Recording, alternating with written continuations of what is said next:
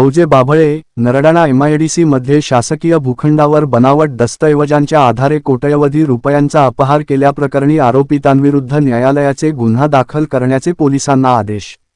नरडाणा तालुका शिंदखेडा जिल्हा धुळे एमआयडीसी परिसरात टेक्स्टाईल बनविण्याचे शासनाचे धोरण होते.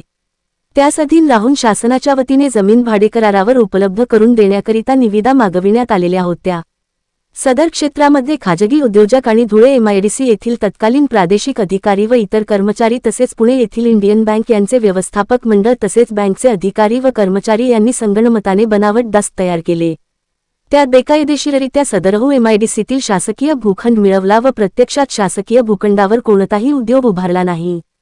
तेथे कोणत्याही प्रकारे उत्पादन न घेता केवळ उद्योग उभारणी व उत्पादनाचा देखावा केला.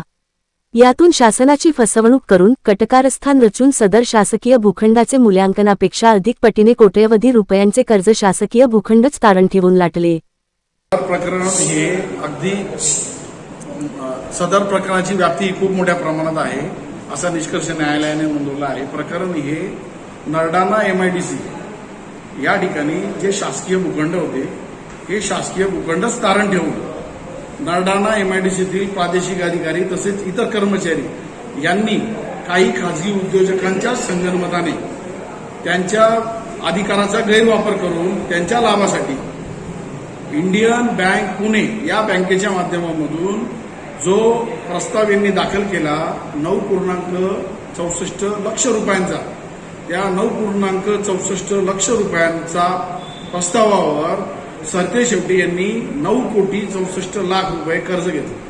म्हणजे या ठिकाणी लाखांची कोट्यवधीमध्ये प्रकरण वाढवण्यात आलं व वेळोवेळी यासाठी जे अधिकारी कर्मचारी बँक कर्मचारी यांनी संगनमताने या सगळ्या कार्यक्रमामध्ये स्वतःच्या लाभाकरता शासकीय भूखंड, शासकीय पद, शासकीय निधी याचा वापर केला.